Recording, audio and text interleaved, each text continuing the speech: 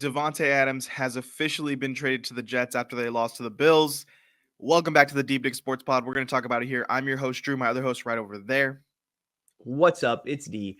Good to see you again. Be sure to hit that like button. Be sure to drop some comments. Let us know your thoughts. And more importantly, subscribe. We are hitting close to 500. So maybe you could be that 500. Please, we need this. But I need it. But yeah, okay. What do we think about the Davante Adams trade to the Jets? Was this a desperation move after this loss to the Bills, or was this inevitably going to happen anyways? I don't think it has to do with the Bills.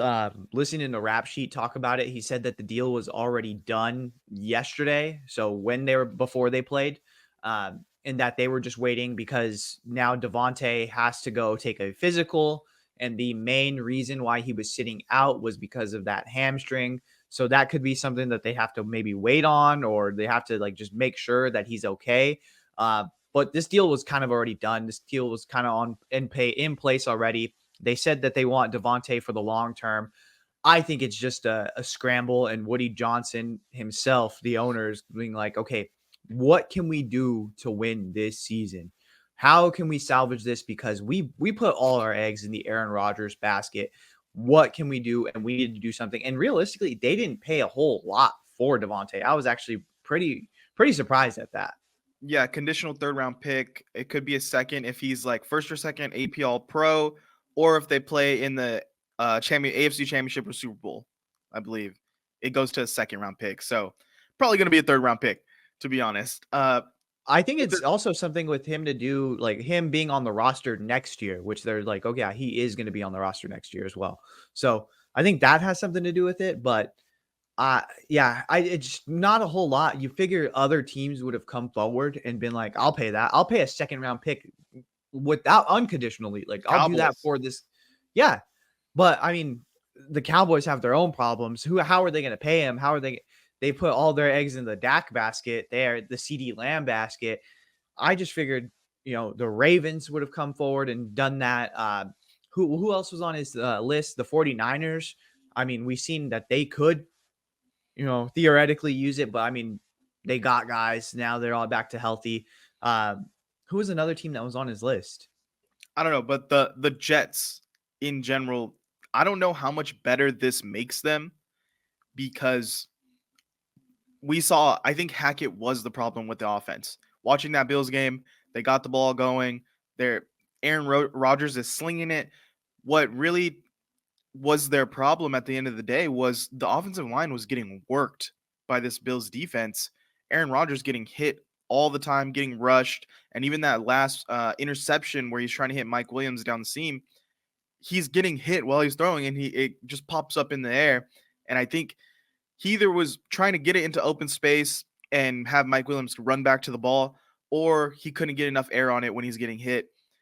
And after the game, everyone's blowing this out of proportion, saying Aaron Rodgers is getting rid of Mike Williams for Davante because he ran the wrong route, saying he needed to go down the red line. He needed to go. I mean, Aaron Rodgers, what I saw in that play, didn't get it far enough. Yeah, I mean, but also you're 100% right.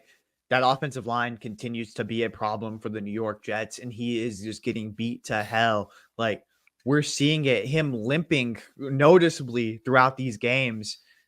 I just don't think he had enough legs under him to make that throw. And yeah, it might not have been the right route, but I just don't think that. I mean, you've seen where Mike Williams was. Even if I'm like, if I'm Aaron Rodgers, you see where he is. He's wide open. You throw it to where he's going to be. Instead, you underthrew it. And I think that's kind of a cop out answer for Aaron Rodgers, if I'm going to be completely honest with you. Interesting unquarterback like comments from Aaron Rodgers after the game, really throwing Mike Williams under the bus. I mean, I think that's a offensive meeting the next day kind of move. And it's coming from a guy who's also blaming the refs. Yeah, I think the refs were a shit show this game, but also there were penalties on some of these plays. You have to call them if it's really affecting the game. And all these complaints are coming from a guy in Aaron Rodgers who said like 6 days ago when Jeff Ulbrich became the interim that all the players need to take accountability. and he's taking as little accountability in this as possible. Yeah, I mean, to be completely fair, the refs did suck in this game. They were horrendous on both sides. Like, I think that's something that everybody can agree upon, and I think that there should be some serious look into these refs and like whether or not they have a track record of doing their job well. Because this is kind of bullshit. Like, when it comes down to you being the biggest league in the nation, you got to have better referees than this. Like, that's just one thing. It's kind I'm, of ridiculous. I'm like, let the players play at a certain point. Like some of these pass interference were egregious. The roughing passers were egregious. Like, just let the players decide to play the game. And when it is a clear foul that affected the flow of the game, that affected a huge play, then call it. But even the Jets running in that touchdown where the left tackle, like, the play was over. He was in the end zone. They're calling holding on the left tackle. Like, it Yeah. was it was a ridiculous. Sometimes you got to swallow the whistle. You got to hold that flag. Yeah, it was the ref show, and it was pretty stupid. It, And I yeah, I think you're right. Like, I don't know how much better this makes the New York Jets. I mean, obviously, it opens up another lane for Aaron Rodgers, for a guy that he's very familiar with. But how does this disrupt the flow of the offense? How does it? It felt like they were finally kind of working together in tandem this past game, and now I feel like it's going to be a whole new book and a whole new offense when you bring in Davante and his history with Aaron Rodgers. Yeah, and how does Garrett Wilson feel about this? I'm sure Mike Evans is going to want out.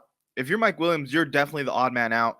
Alan Lazard, before this last game, I don't know if he is still, but he was leading the league in drops, and he's your basically go-to guy for Aaron. And now you get Davante in there, who's probably going to be Aaron's number one target.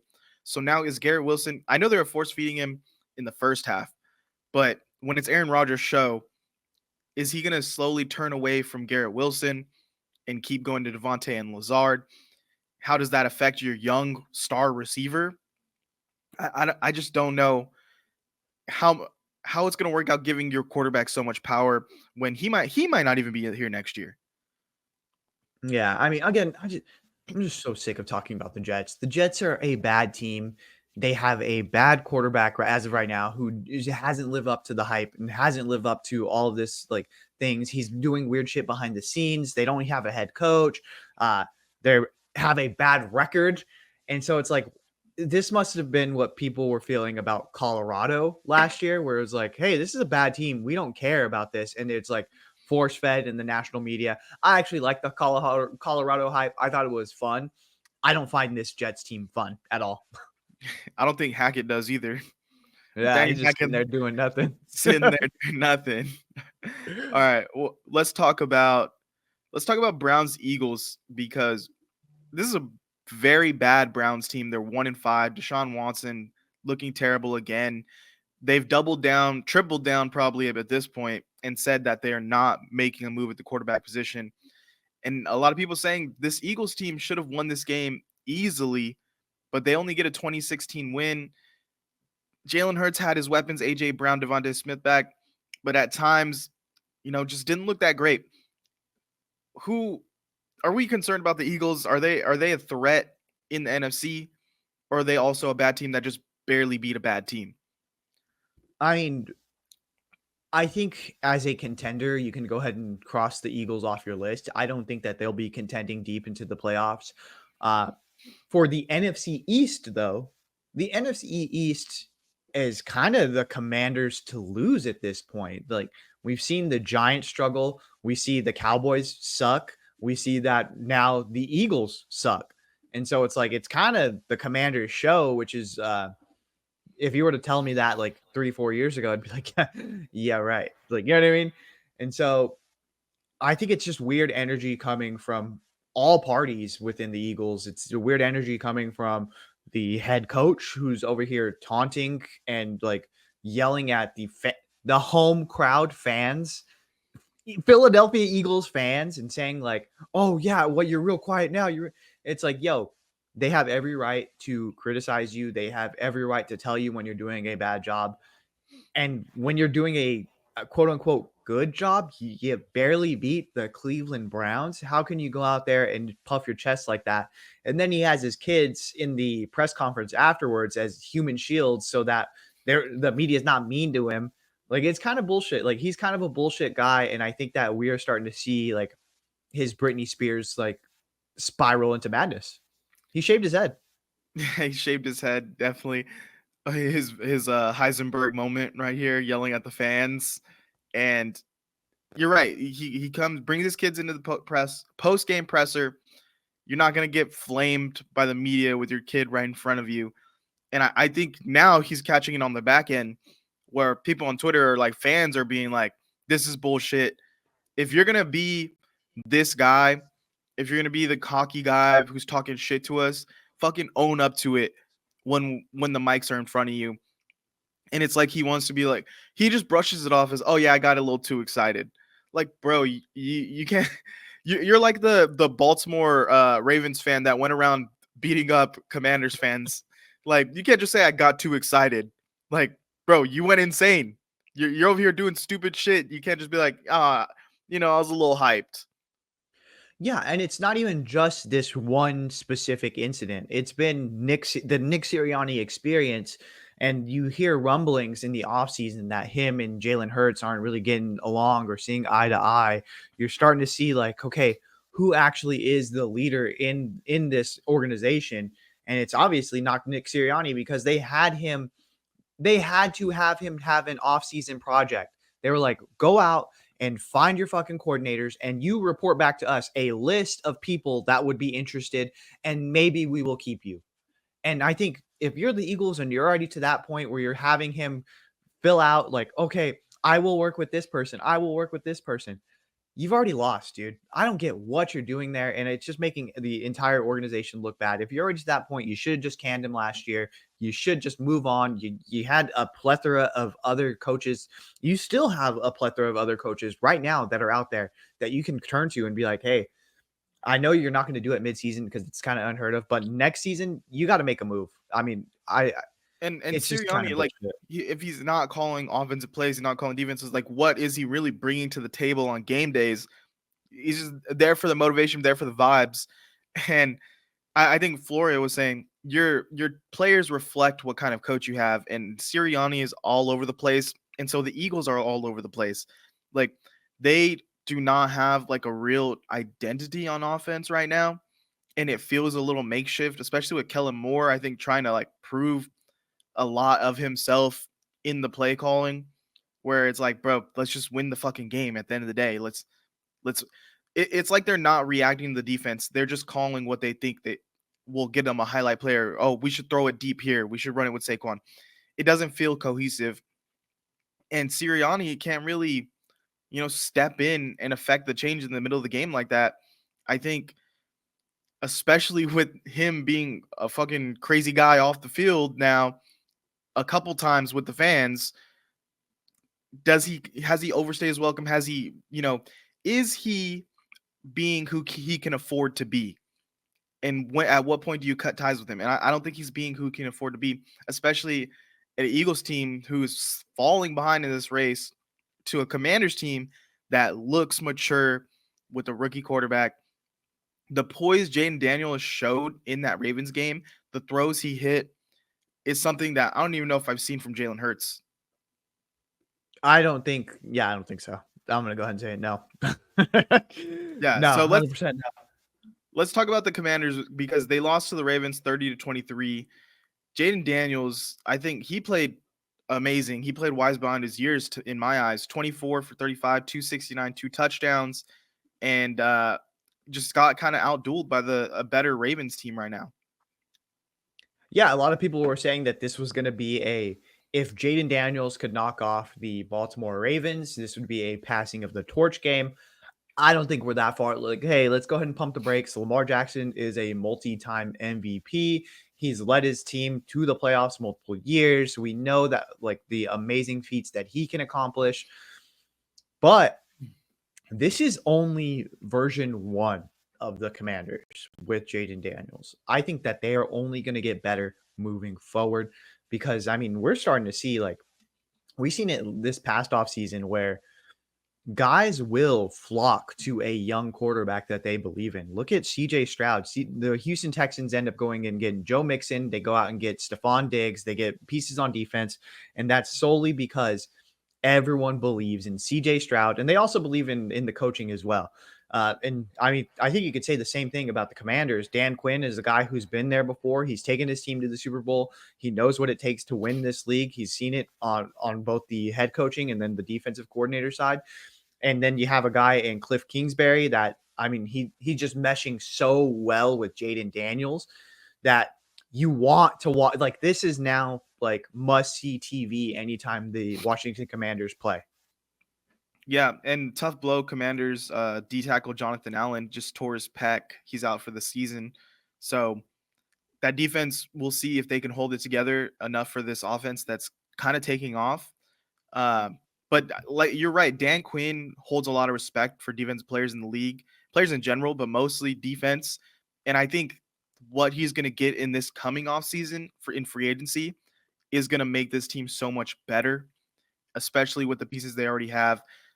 Last season I think their defense was okay. It made some plays. They traded away two key pieces, was Montez Sweat and Chase Young. Mm-hmm. So it felt like this was going to be a rebuild, and the fact that they're leading this division race is saying a lot about Jayden Daniels as a leader and where he's at, being NFL ready and being ready to lead a playoff team. I think they got kind of shit on for their weapons, but people forgot that Terry McLaurin is a number one receiver, and he's been doing this with not a lot at quarterback position for years now. Yeah, I mean, I would like to see them continuously add pieces because, I mean, he's got Terry McLaurin, but then another big off-season addition was like Austin Eckler, who many people thought was done last year. They added Zach Ertz. Like, it just feels like we could step it up here. We can add continuously to this repertoire of tools to Jayden Daniels, and that's going to be an investment that's going to pay off tenfold. Yeah, so let's talk about the rookie quarterbacks in general, because we'll start first to worst in performance this week, because Yep. Caleb Williams now has the Bears 4-2. They beat the Jaguars 35-16. He has 4 touchdowns. Jaguars falling apart. I'm surprised they haven't fired their coach right now. Apparently Travis Etienne is on the trade block for them, but Caleb Williams starting to put it together. The offense is cooking. Defense is looking really solid. Can he make a push now for rookie of the year? And is he going to be in the playoffs in that tough division? I think that they're sneaky. They sneaky are a playoff team. That defense is just continuing to show that they are championship caliber. The offense has gotten a lot better since they actually sat down Shane Waldron and were like, "Hey, we need to switch this up." Like the team sat him down and was like, "Hey, collectively as an offensive unit, we need to do something better." This is like Shane Waldron at first, he sucked. He's gotten better. Now he's adapting to what this team can actually do. And you're starting to see Caleb Williams get in there and actually feel comfortable. He threw 4 touchdowns. He ran for 50 yards. He's led this team now to a 4-2 record, which is honestly, I think it's better than what people were expecting after the first week. They were like, "Oh shit, it's another bear shit show. Thanks. He's a bust. He's a bust. He's a bust." And He's the really hype settled died down. down. The hype Yeah. died down after those kind of first 2-3 weeks, and it's kind of let Caleb Williams fly under the radar, just work on his game.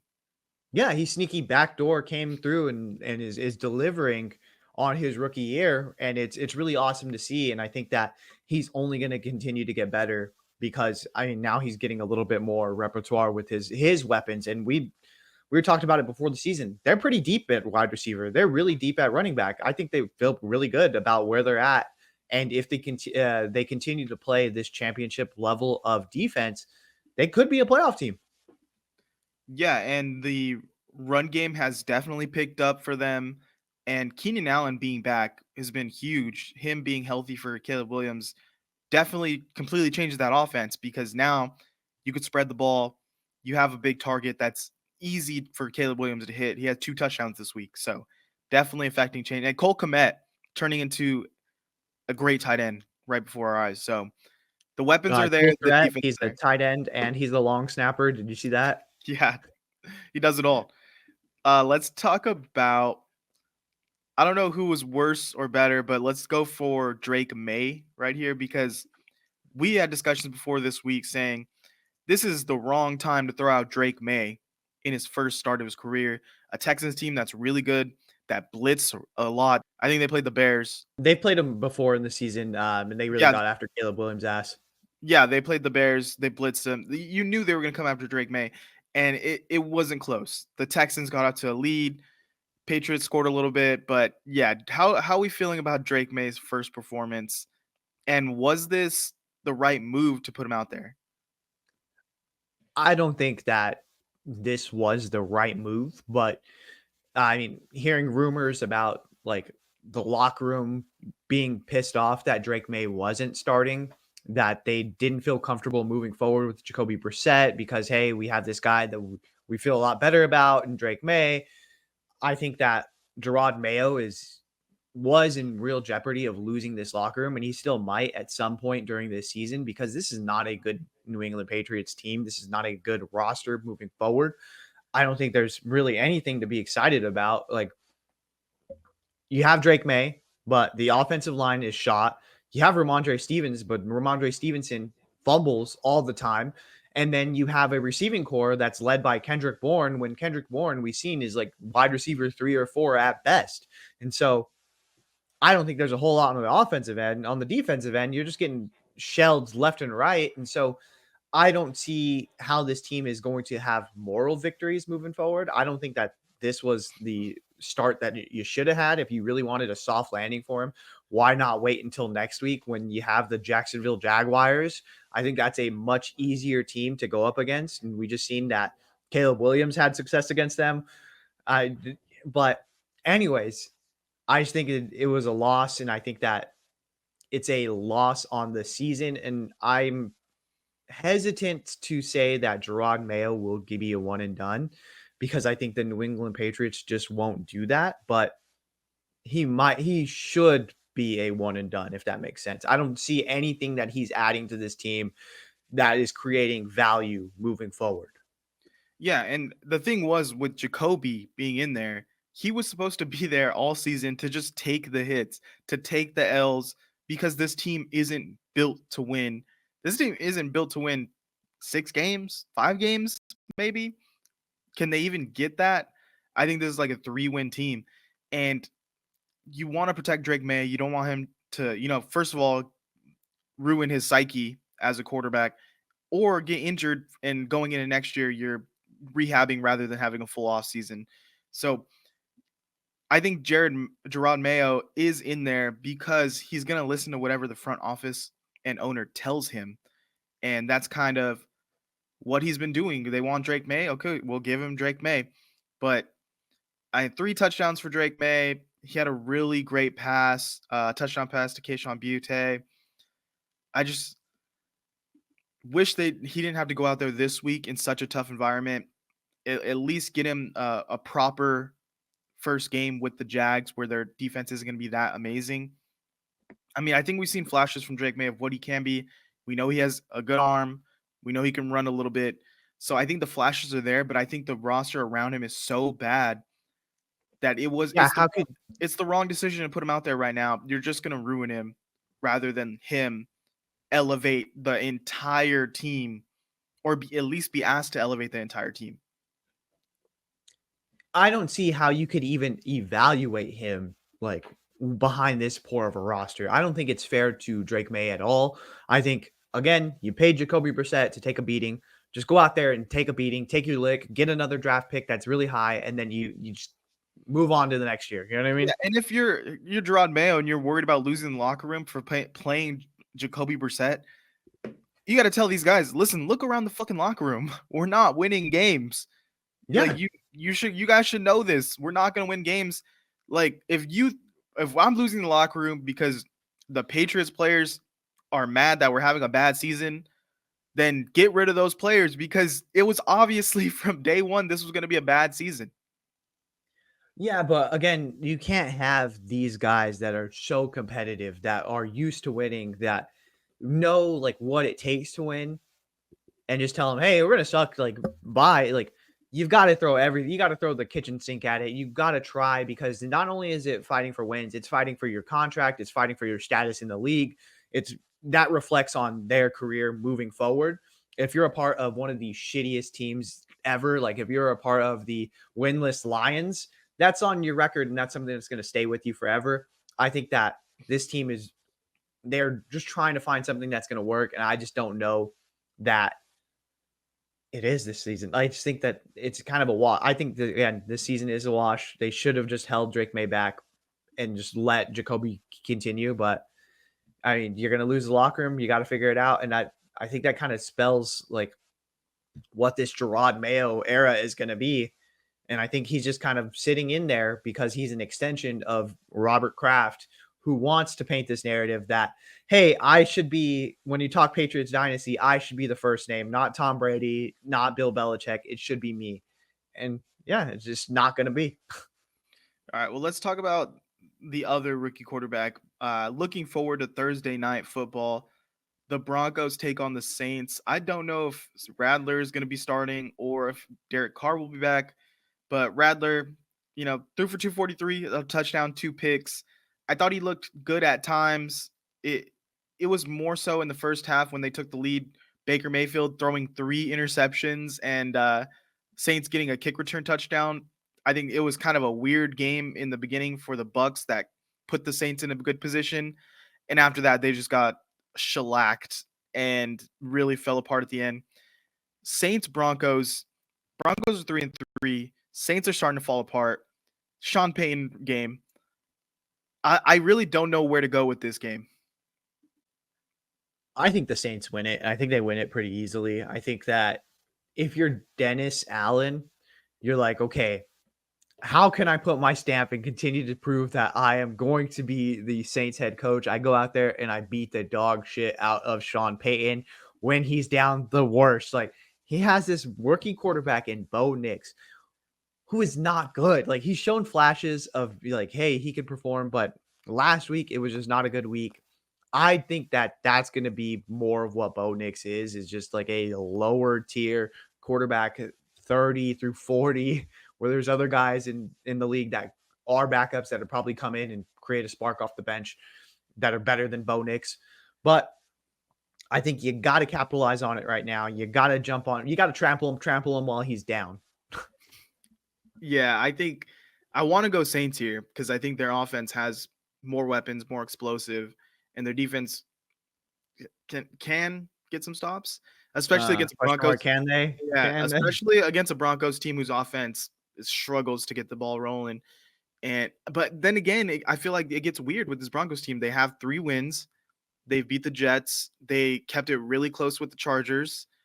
And Sean Payton, he's going to be throwing everything at this Saints team to try to get a win.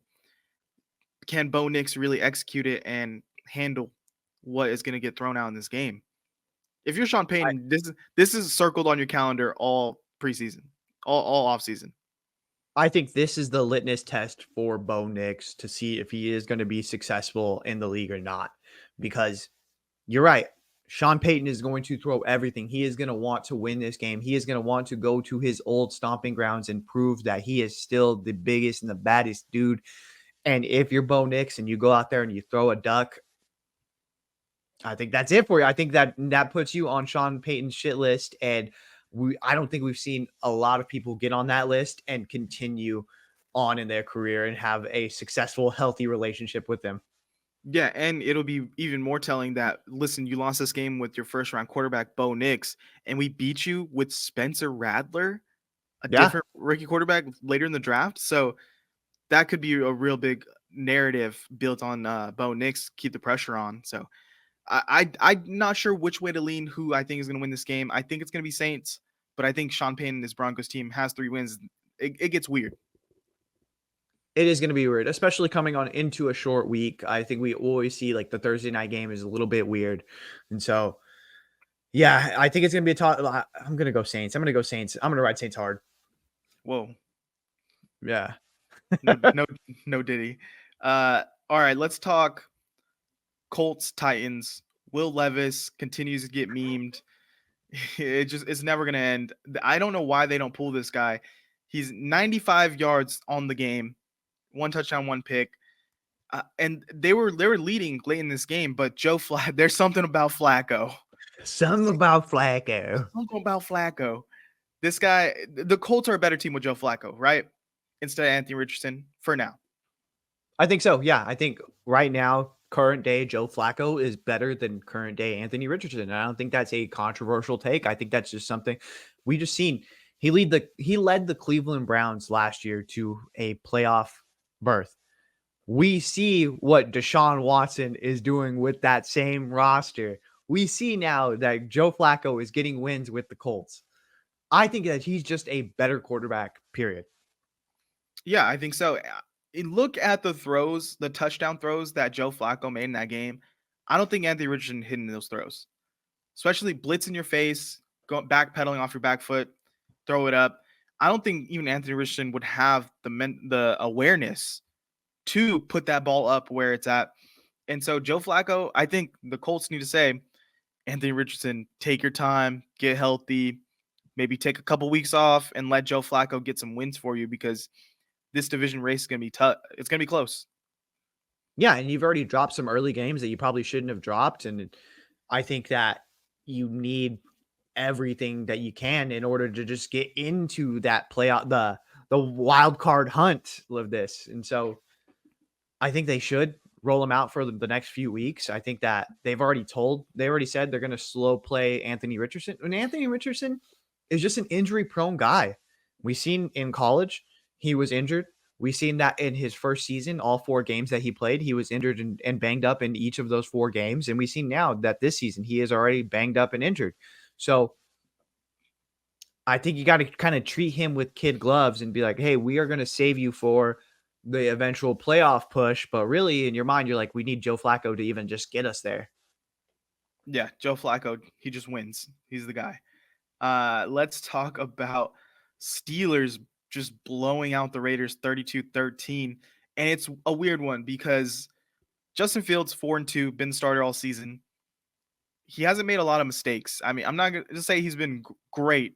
He hasn't thrown for a lot. He hasn't really been the main reason they're winning, but he hasn't been the reason that they've lost.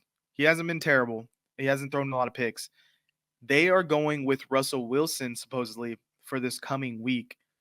Do you think it's the right move? It's the right time? I think you have to at least see what Russell Wilson has left in the tank. Because, I mean, are you 100% sold that Justin Fields is going to be the guy moving forward? If not, then you gotta at least try out Russell Wilson, because you're right. Justin Fields has not been super impressive, but he also hasn't lost you games, which is important in this league. Do you think you have a better chance of running a more viable offense with Russell Wilson? I think Tomlin is telling us, yes, that we do. And so you got to go with it.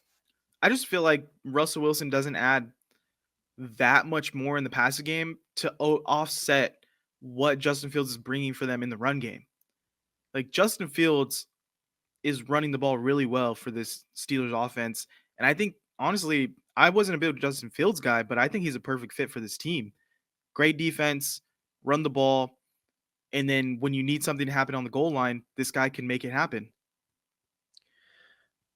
I don't know. I mean, because they've been saying the whole time Russell Wilson is going to be the guy. Russell Wilson, he's going to be back and he's going to start. Like, that's been the narrative the whole time. The Steelers have never differentiated. They've never deviated from that path. So that has to show me that they've at least seen something either in training camp or in practices to where they're like, okay, we know that we are going to go with this. And again, like, you had 6 weeks to win the job. If you would have performed amazing, out of this world, if you would have went out there and been Joe Flacco, they probably would have just rolled with you. If you were young Joe Flacco, they would have just rolled with you and just been like, okay, we have our guy. They're not convinced. They need to see more. And so you have to go with Russell Wilson. I'd argue maybe he didn't win the job, but he didn't lose the job. But that's not the thing. Like, he didn't win the job. Like, if they've always been saying that they are going to move to Russ, and you didn't perform well enough for them to be like, okay, well, we don't need to see him anymore because you showed us what we need. You didn't show that. Yeah. Well, let's talk Raiders because Antonio Pierce, I said in the beginning of the year, I don't know. I don't really like this hire. I think he's only trying to win off motivation and vibes. I get it. He can coach a defense, but their defense doesn't really have players. Obviously, they're getting blown out by the Steelers with Justin Fields. Is this a one and done? I continuously ask this every week. Is this a one and done with Antonio Pierce? Because now the locker room is starting to be kind of a mess. Davante's gone now, who was very upset. Maxx Crosby's pushing coaches on the sideline, and he's hashtagging RN4L. Raiders Nation for life. Raiders Nation for life. That's what that's what that hashtag stands for. As I've been told that he's tweeting out that. So That kills me, bro. so Your RN4L. so when your stars Davante Adams is gone now, Maxx Crosby is not happy. Aiden O'Connell is your quarterback. I'm sure Garner's not happy about that. Where do you go with this Raiders roster? Where do you go with this team with Antonio Pierce? Yeah, I mean, and we're hearing, I don't know if you've seen the clip from McAfee where Adam Schefter's on and they're like, oh, is that someone calling about a defensive end? And he was like, we've heard some people, apparently the Detroit Lions are already calling about Maxx Crosby. They just lost Aiden Hutchinson. I could see that being a very good fit for this team. And especially if prayers up for Hutch, when he gets back next season.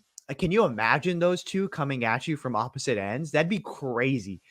And so I think that he's losing the locker room pretty quickly. A couple of wins will help out. I mean, winning cures everything, but I just don't see wins on their schedule moving forward. I mean, this is a team that you don't really have an identity offensively. You thought it was going to be, us having a good passing attack with Davante.